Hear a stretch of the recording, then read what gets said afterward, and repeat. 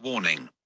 The following presentation may contain excessive alcohol consumption, obscene language, controversial opinions, heavy metal, and actual wrestling chat. As such, it has been rated M for metal.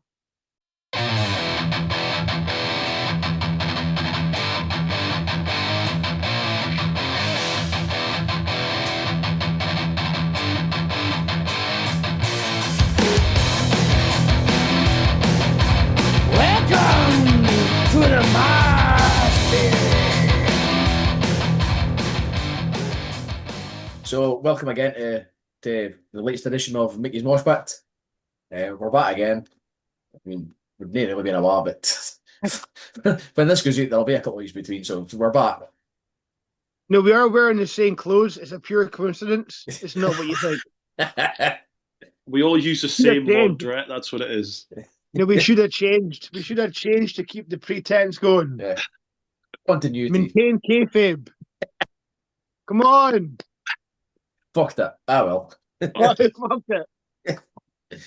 Anyway, so again, I'm joined by Martyn and Scotty Swift. Hello. Hello. I have actually had, I don't know if you boys have seen the chat, but Thunder and Caleb aren't available tonight. Disgrace. So Thunder's burned out and Caleb is on a work leaving due, so he had some beers. So he would have been fine for coming on. Mm-hmm. And he's also wanting a wage because he's here in spirit. Aye. I feel like I've been let down, but okay.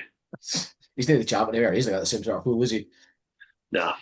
That's a good point. I mean, that's the thing now. I mean, he was big league in himself for a while, but the belts came off him, so Aye. maybe settle it right the fuck down, lads. Right the fuck down. He'll be curtain jerking soon enough, don't you worry? In the VIP section, the super dark match. Super dark. It's super dark. The lights hadn't been turned on yet in the wrestling, right? Him and Davey Allen. I will name you besmirched the good name of Davey Allen. I'm sorry. It's somewhere Dino's go, what the fuck did you just say? The fuck did you say? Line drop kick side slam. Loves Davey Allen. Never met him. Loves him. Or maybe met him once. I think he met him. It's like, this chat's great for people who don't know what we're talking about. By the way. Aye. I met him once. I was on Karen Cry session. He turned up. Yeah. He turned up and said, "Oh, I used to do this. I'm coming back." Never saw him again. Never saw him. Textbook. Textbook. But Don't got it. We're not here to talk about Davey Allen as much as I like to. No. We'll get a deep dive into Davey Allen in another episode. Could you imagine? He's breaking down his comeback in slow-mo. Unfair, because we all have set comebacks. So what the fuck? Anyway. So what are we going to talk about tonight, you lads? And what are we doing, Vago? So they hear you cry. So as we record this, the Metallica dates the tickets have just gone on sale. We've all got our tickets. Mm-hmm. Eventually, after much fucking about. Some of us so-called bigger fans aren't going to as many dates as some of the other ones, but that's another question. All right. Hey, I might fall get a ticket for Glasgow. Now I'm starting with the fresh air and imagination. And if you keep fucking poking the bear, you know I will. So, given that it seems that half of the WrestleZone staff and roster are going to be at the one in Glasgow, it would be weird if you didn't go.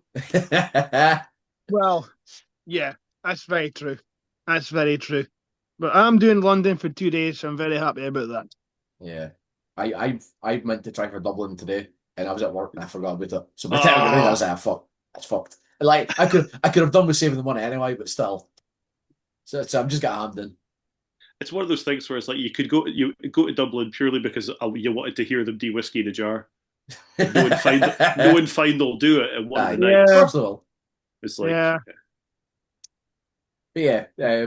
so they've just announced how long's the album been out now? Is that what 72 seasons? Aye, 3 years now. 3 years, yeah. Aye. Gosh, that long? It must be. It's at least 2. Yeah. It's 2. Is it 3? 2023 it came out. So 2. 2 years. Okay. So yeah, 2 years. So they're finally doing a full UK tour. I say full Yeah. UK. They're not doing Halifax, are May fucking Day Peace Hall, I tell you. Day Peace Hall. they? The Pratt Pack did Peace Hall, did they? Yeah, they did Halifax, Aye. which I actually got that was finished. I would like to go to that. Oh, I'm telling you right now. Yeah. If you know, for those of you that don't know what we're talking about, just look up the Pratt Pack, Yeah. PRAT Pack on Google, and generally it looks like the fucking best night out ever. I didn't know anything about it. I didn't hear one thing about it until after the fact. Yeah. Raging. But did I spoil it for folk? Right. No. So Let anyway, me find what's this about Metallica you're saying then?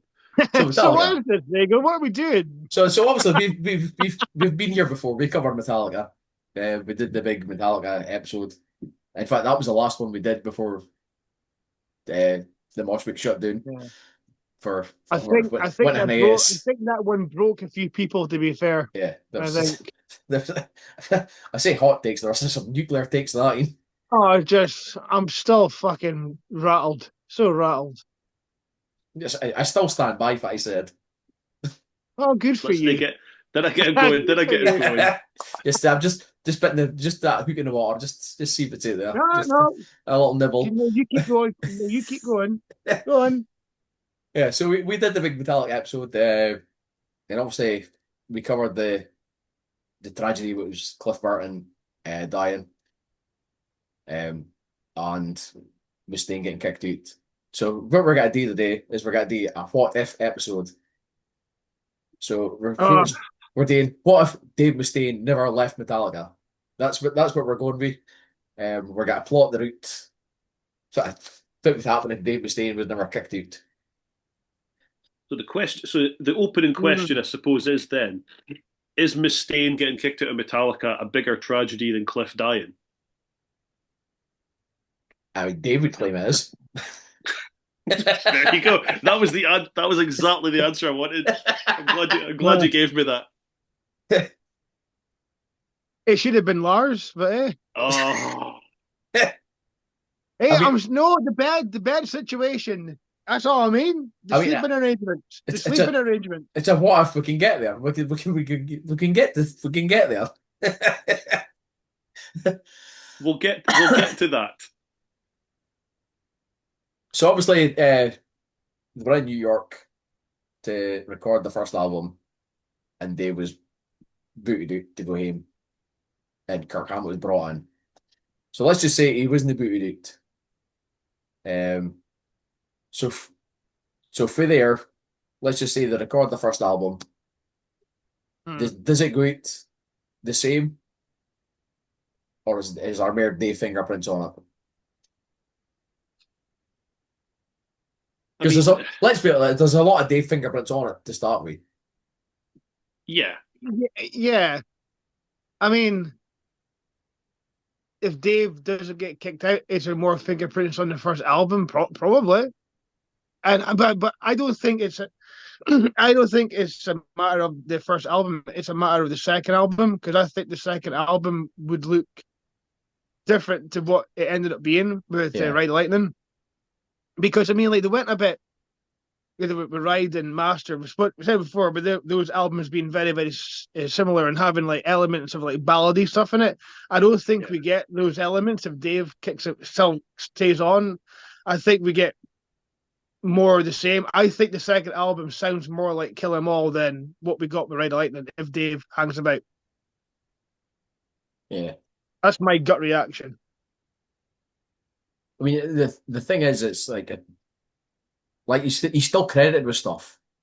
Like Dave claims he'd a hand in more than he's credited for. Oh, so you said it again recently too. Yeah. That's another story. We did discuss this off air a bit. Dave's been. The first album he's credited on Horseman, Jump in the Fire, Phantom Lord, and Metal Militia. So that's the four that he says he came up with, or at least contributed to. Which, and in fairness, most of them have got his fingerprints all over them. Aye. Yeah.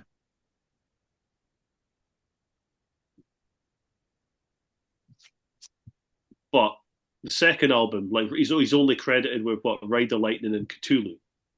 Mm-hmm. So Hammett doesn't have any credits on the first album at all. No. So he basically came in, and it kind of backs up what Dave says, where he says he came in and Hammett basically just like replicated his parts to the best of his ability. So I think the first album would be the same because, you know, I mean, a solo here or a solo there might be slightly different. They might have lost the Leonard Skinner bit off of Horseman. That might be there.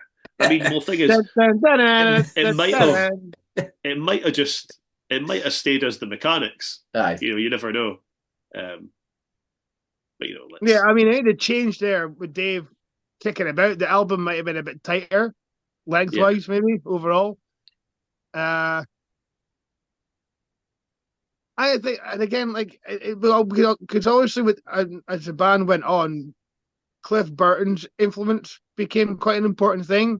You got to wonder if his influence would have been as strong if Dave was there, because Dave's quite a strong personality too. So that maybe counteract it a little bit. Here's my question: does Cliff still get an instrumental on the first album if Dave's still there?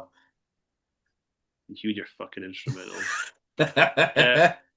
Well, I mean, probably not on the album. No, it certainly wouldn't be as long as it was. Aye. I mean, it's only like 4 minutes or something like that, but it would probably be just like it would basically be like the equivalent of Dawn Patrol was or something, you know, that just like a couple of minutes or something. Aye. Well, it's I'm again, obviously, so far so good. So Waters got the instrumental Into Lungs of Hell, which is fucking really fucking good.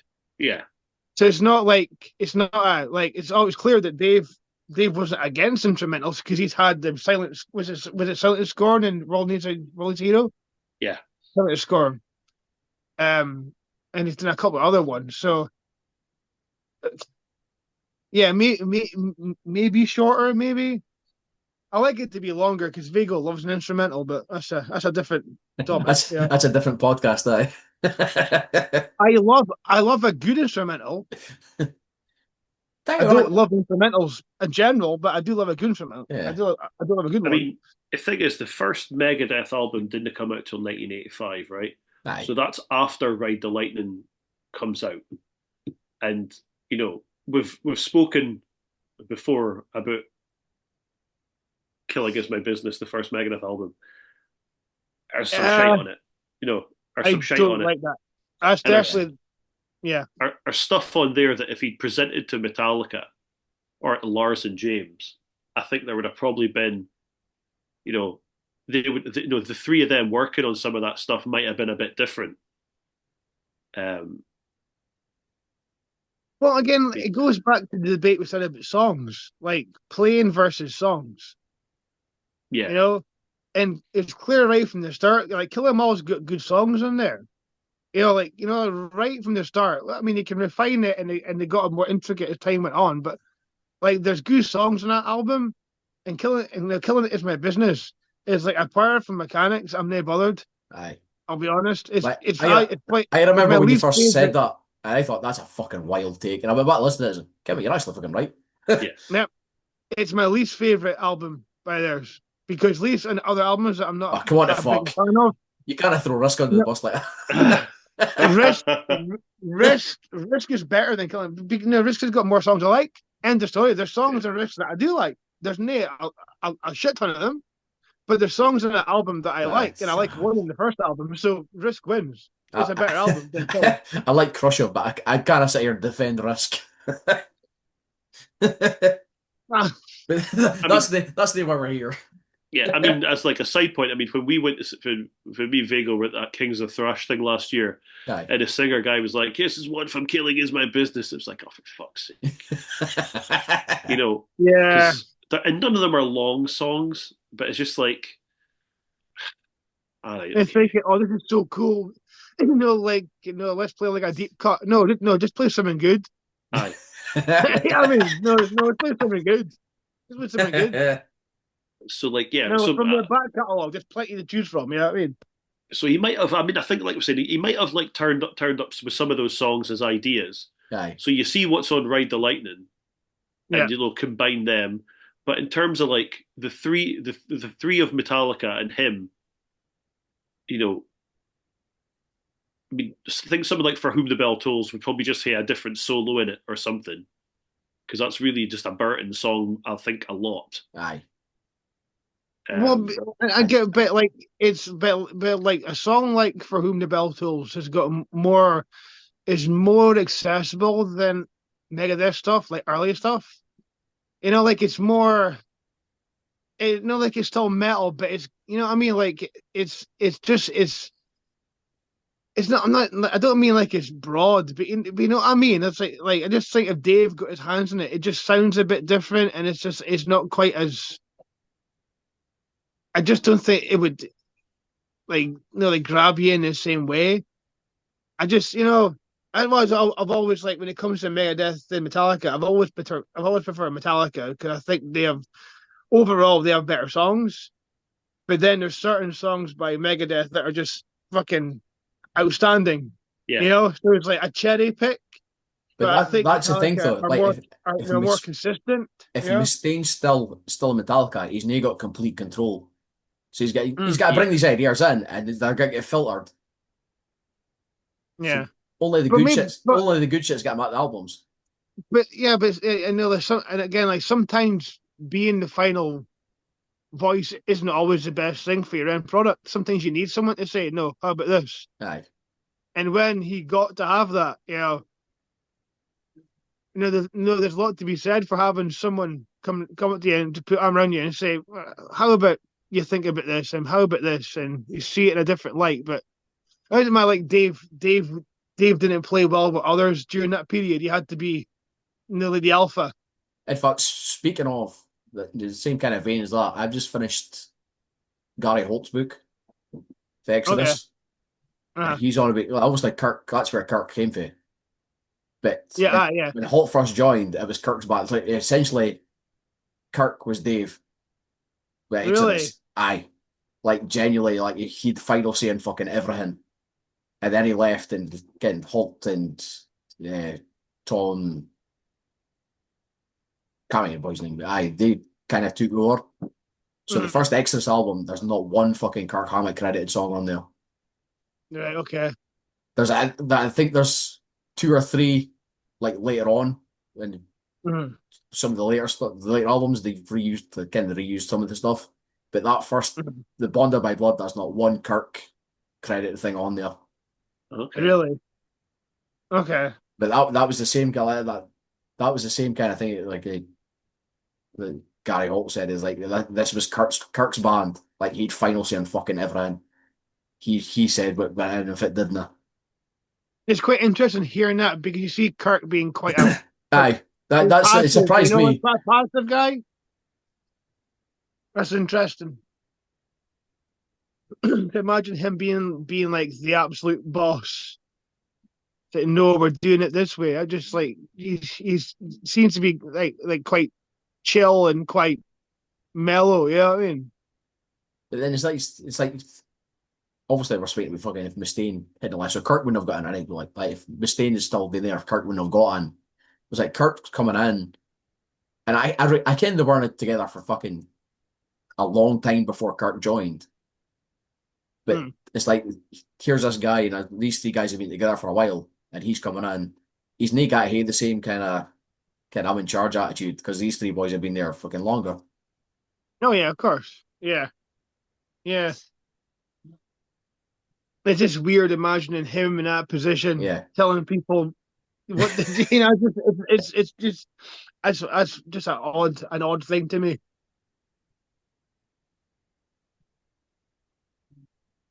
Yeah, I just like yeah, I mean also as well, like you say about what the band looks like if Dave doesn't leave. Like what's a knock on? I mean, this is probably too difficult to even think about. Aye. So Kirk stays in Exodus.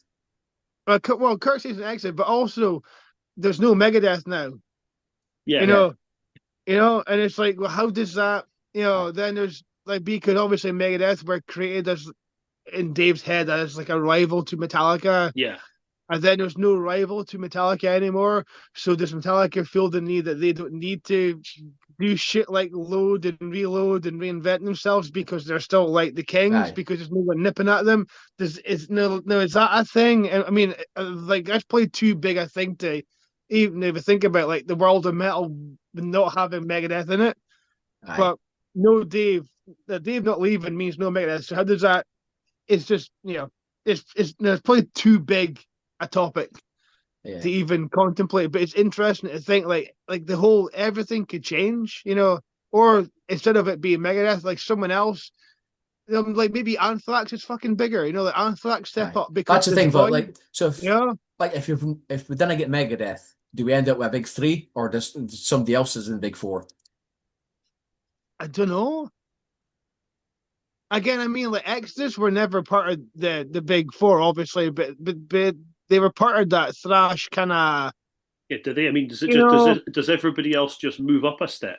Exodus, like if you look at Exodus predates Metallica and Megadeth. Yeah, they were doing it before. Obviously, there's a lot of thinking, a lot of shit breaks and whatever, blah blah. But like, I didn't think Exodus are as big if Kirk's still there. Like they weren't a massive anyway, but like I genuinely think Bonded by Blood is the best debut thrash album. I think it's better than any of the big four big first albums. Okay. Bonded by Blood's it's a perfect album. The only thing it's let down by is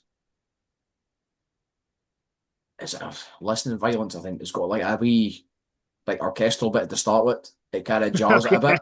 That's the only thing it lets the album do. Yeah. It's like a 30-second orchestral bit on the start of one of the tracks. I'm sure it's less than violence, but apart from that album it's perfect. But I didn't think they get the album if Kirk's still there. Probably not, no. Okay. It's interesting to think about, like everything. There's a knock on for it. Everything could be like just one person stays somewhere could like Dave staying where he is could change the complete course of metal. In some form or fashion, or a knock-on effect, like you say, like a butterfly flaps its wings, and you know what I mean. It's fucking, you know what I mean. And if butterfly effect, if Megadeth aren't created, the Metallica get as big as they do because they've got nobody nipping at their heels as much. That's the thing. Yeah, I mean, people, that push. Is again, I don't think they. I think Hetfield and Lars have still got the same drive for it.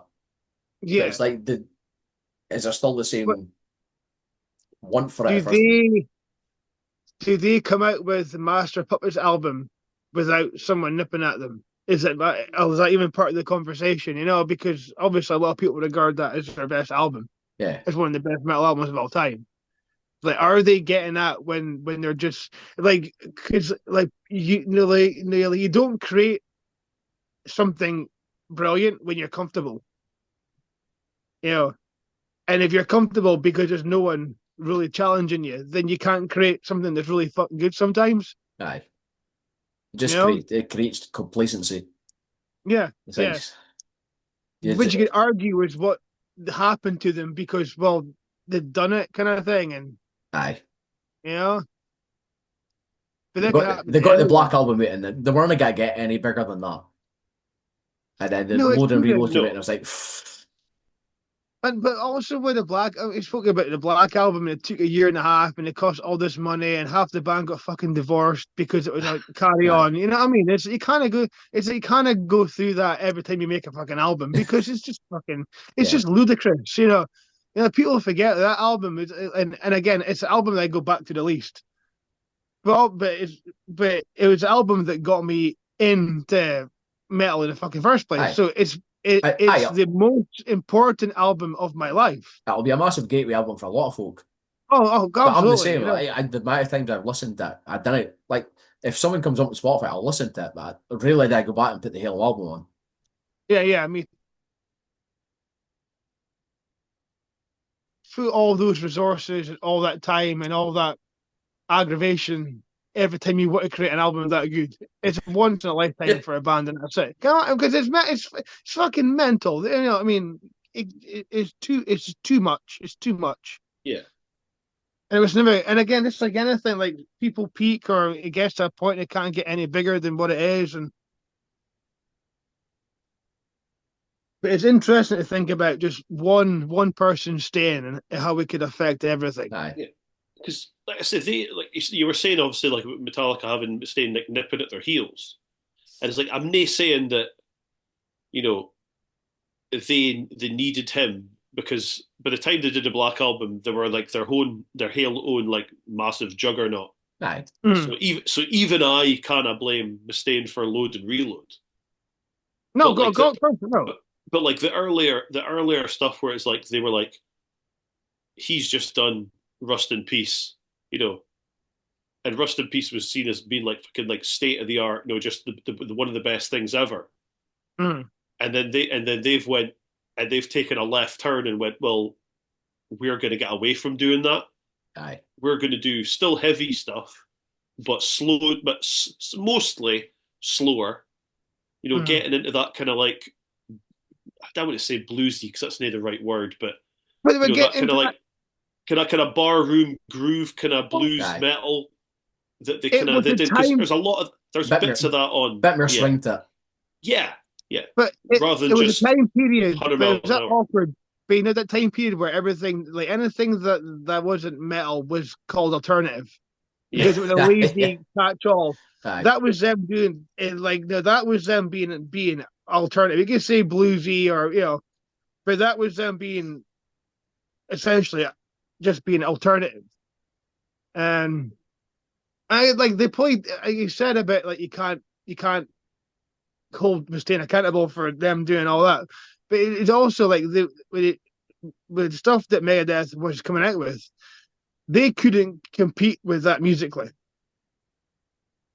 Because Dave and the crew he had were musically more intricate. So they were like, well, we can't compete with them on that front, so let's go in a completely different direction. Because I get it. No, they couldn't compete with it. Yeah, like man for man, the Rust in Peace lineup are musically better than probably all four of them. I mean, the drummers aren't with. I mean, purely like a technical muso kind of stance. You know, I think it's fair to say like. Oh, there's no doubt about it. That as was said on the last episode a few weeks ago. Yes. That doesn't mean anything. You know, because it's like. Hey, where's the songs? It's like because again we go, since Megadeth, what's Marty Friedman done? You know what I mean? Aye. Like. Well, he's just like amazing player. Amazing player. Goes and lives in Japan, does what he wants, but is a bit like. But you've not created anything really, have you? You know, it's like I don't know. Well, he's just again like people hire him for a gig and he plays. Yeah. And it's a way to make a living. And it's a way to make a good living. Yeah. But like you said, he isn't creating. He's just performing, or he's just contributing in some way. So, he was really fucking good. He was really good. So let's say, for argument's sake, Dave's still there, and the trajectory still remains the same up until the bus crash. Okay. Now you can play this a couple of ways. So if I would argue if the crash stays the same and Cliff is still killed, I think that's Dave Gawney for that. Like Lars and James have got complete fucking control there. I think fucking Dave's eating his arse. Thing is, does Dave survive like the early? So like, obviously the first three albums, they were Alcoholica then as well. Aye. And it's like that's the joke. That was the thing. Is like they were fucking there's logos of it. Aye.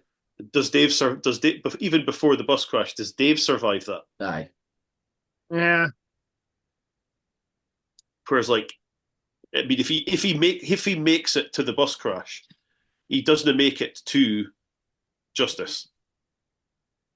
because I think he would have gone full on left turn. Either he leaves or something bad happens to him. Well, I mean, you could argue if he's still in Metallica at that point in the bus crash,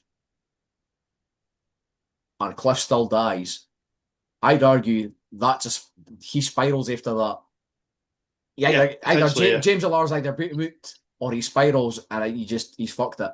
Yeah, I think that's like I say, it's like if he's lucky enough to make it to that point, aye, he doesn't make it. He doesn't make it to another album because it would be game over for him. Aye. Or we end up with Ellefson and Metallica. Oh. I hadn't even thought of that. Fucking hell, Martyn, come on. I'm not ready for that. I mean, Fatty was got to go. He was the fifth. Cliff and Lars had the changed fucking bunks in the bus, and Lars was gone. Well, yeah. Well, they need to get a good drummer with it. Have they got a guy that can play drums? I mean, I'm still waiting for him to do it. God bless him. That's never happening now. I mean, I think it's. I know there's like obviously the gags and stuff going about, but I did. Where is it? I looked it up, and there's like something I'd never noticed before. There was actually a line, a section on the Wikipedia for Ride the Lightning, which I'd never heard before. I maybe had, but I didn't remember it.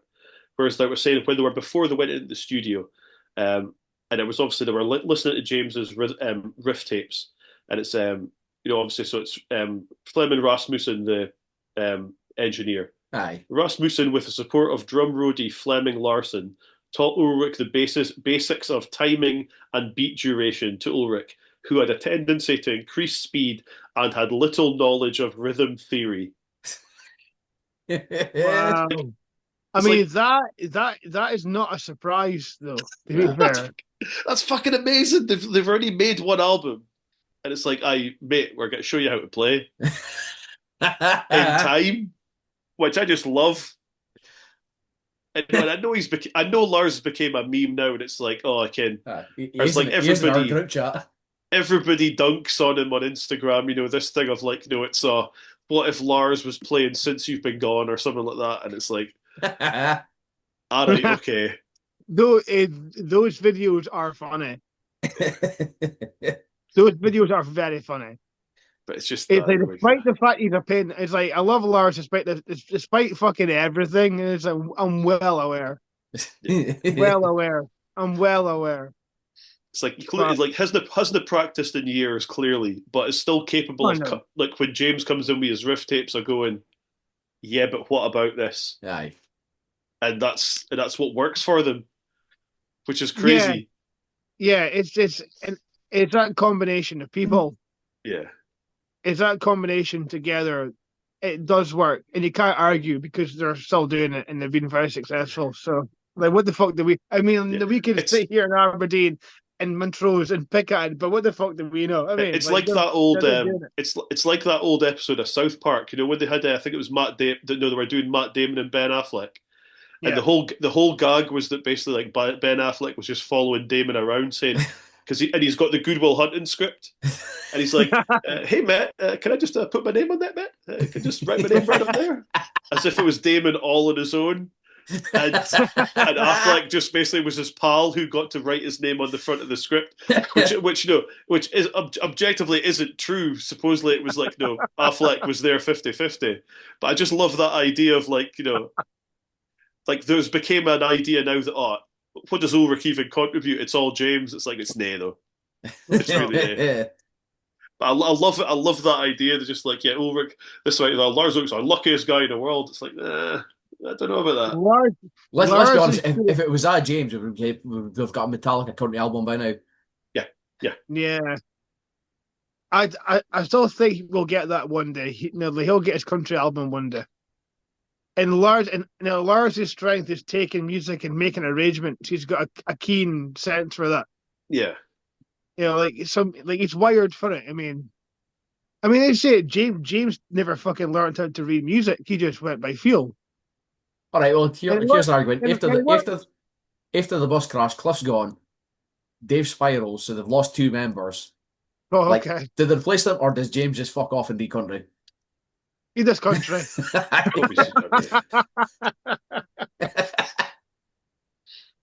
Yeah, he just gets into it. You know, the probably, you know, we're rich enough. He just goes and, like, you know, just does what he wants to do. Yeah. And James does country, and Lars fucks off and pisses all of the new wave of British heavy metal bands. Just hands about them again. Chasing after Witchfinder General and Venom and Tigers of Pantang. He said, fuck off, Lars, fuck off, Lars, fuck off. What year was that?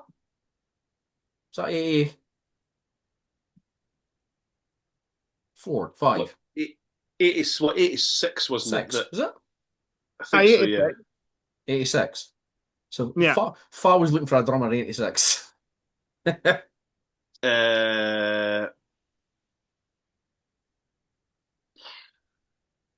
think. Off the top of my head, I couldn't tell you. No, I'm trying to look it up, but